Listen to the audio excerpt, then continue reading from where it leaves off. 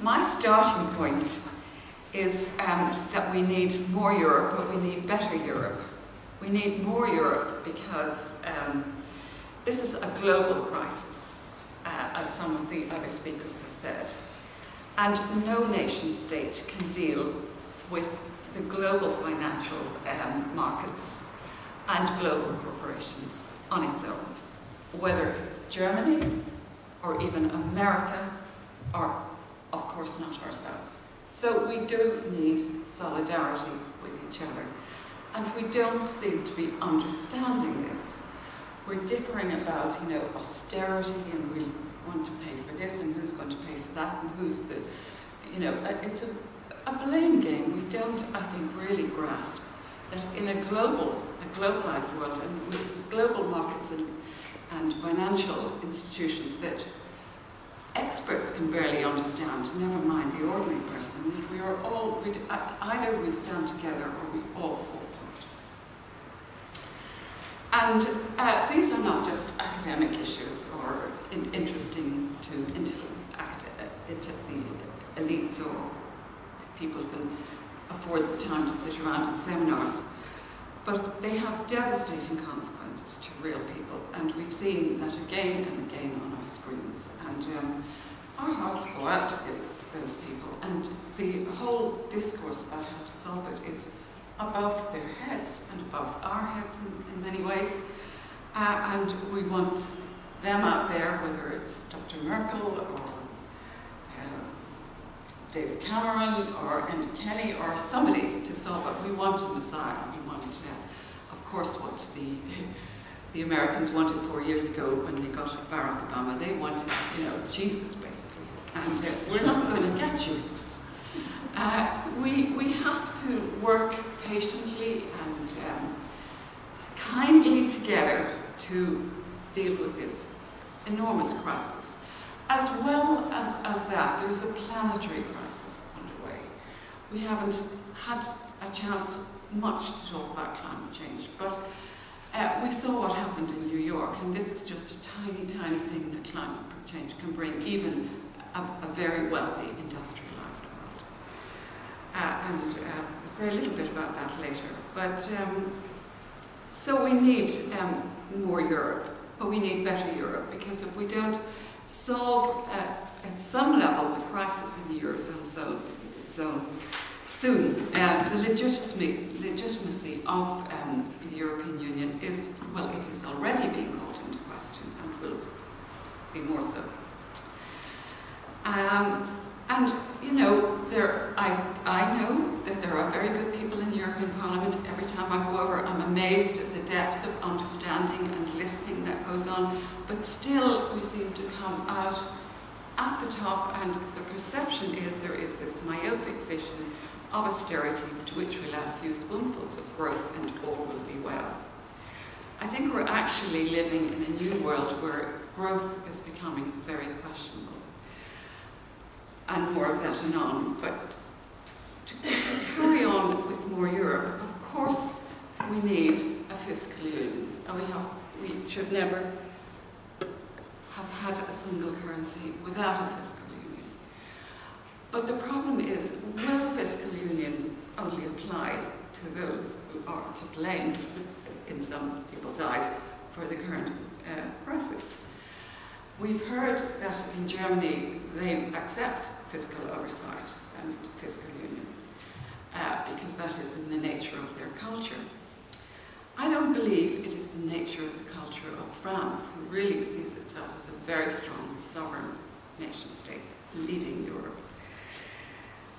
Just this week I heard a particularly disconcerting, or read particularly disconcerting remarks by both Giscard d'Estaing, who I would have expected to say something arrogant, and Jacques Delors, who really wouldn't have, maybe not. That of course the problem is them down there in the south. They are the ones who are not doing it right, and of course they will have to pay. They will have to get it right. We will have to force austerity on them, but of course it's not going to apply to France. So. Although the Germany might accept fiscal oversight, and although bailout states might be forced to accept it. Even Spain, which is a great national pride, will France accept it? I mean, I think these are very, very real questions, and they're not going to be solved soon. And as far as the other states are concerned, that in the end, there is always, a long discussion and agreement, and solutions are arrived at. Do we have the time for that now? We're going to have it, because that's the way things are done in Europe, but I foresee problems ahead. Again, again and again we hear that the solutions is growth, and maybe it is, but it's not just the Greens that are beginning to question the growth. In a recent article in October this year, this autumn, just a month ago, a very interesting article by Martin Wolf in the Financial Times, Is the Age of Unlimited Growth Over? Now, this is a journalistic, as it were, précis of a lot of discussion that's going on in the academic world about growth. Because they're saying unlimited growth is a heroic assumption. I know there is still very strong growth in China and Brazil, or there was until very recently. But the argument is that the future of growth is unknowable, that we may be in for a period of very limited or low growth, and one that is driven by specific technologies. So basically the argument, just to simplify, is that the technologies that transformed our lives and created the world that we live in were transforming growth much faster in the first half of the 20th century than in the second half, and in spite of all the hype that there is about the new social medias and internet and so on, that growth is much, much slower now than it was then. I'm not an expert in any of these things, but I do know that the growth that the Greens have been addressing the issue of the sustainability of growth, or sustainable, we talk about sustainable growth, or some people did, or we prefer to talk about sustainability itself. And this has to be part of the discussion, because we do need a coherent social and ecological solution, because the planet and the population of the planet has to be in some kind of balance. Someone has referred earlier to the Green New Deal, and we have certainly come up with some kind of idea around that, but I do think that this whole question of growth, which is now being addressed in the academies, is going to become much more to the forefront, because if there is no growth solution out of this crisis, or not a great one, then we are also in another situation, together with climate change, which is, it's going to be a perfect storm. Again, just coming back to the questions of taxes, we have a banking system out of control. The banking system should serve the people and serve the economy. It's not even serving the elites anymore. It's gone absolutely out of control. And one of the reasons why I wanted to invite Dan here today, for example, is that he wrote a very interesting piece on the transaction tax and how useful it would be in cooling the financial system and banking system that we have, which is now sort of computerized overnight to make, micro adjustments to make profits. And if there's just a glitch in the computer overnight, it just goes totally out of control and loses millions, billions maybe.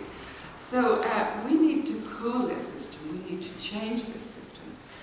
And we're not even, I think, addressing in any serious way any of these questions And I know that there are people in Brussels and in Strasbourg who are doing this, but it's not getting through to the rest of us. And the perception is that people in Greece are left hanging out to dry. It was very, very difficult for people to support and pass the vote in Athens last week. They did it.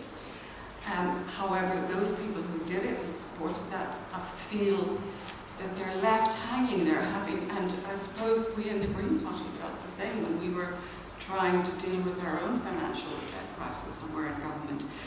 Those people are left hanging out to dry and they probably won't.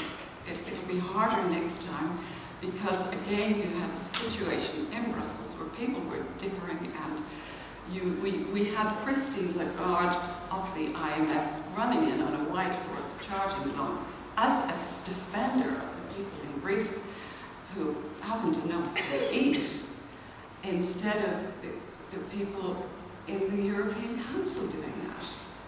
And this is an untenable situation and it's not good. It's not good for the legitimation. Because look, I'm coming from a perspective where we have to be together. There is no alternative. But it's just, I see it fracturing and falling apart with these sort of attitudes. And we have to get better at it. We are caricaturing ourselves in Europe. However, there is a grain of truth in this. We have struggled for, I suppose, 15, 20 years that I've been involved to create systems or structures in Europe that are functional and will work and that the citizens can understand. All of that time, the bottom line is that the European Council has been in charge. It is still in charge, and if that's the reality and there isn't the kind of oversight that the European Parliament would bring or the intelligent systems that the Commission would bring in charge, then the citizens are right to caricature the leaders of Europe, the European Council. I don't like to see Dr. Merkel referred to in disrespectful terms, but if that's how the Greeks feel, and if that is the public space that we're in, then that's what we shall have. I want us to turn it around. I would agree with the previous speaker that we want a stronger leadership from our strongest member state, strongest economic member state, and that it shouldn't hang back quite so much, because there are other member states who don't hesitate and who don't contribute as much. And I'm very happy that the ambassador is here with us today, and I hope he takes that message back.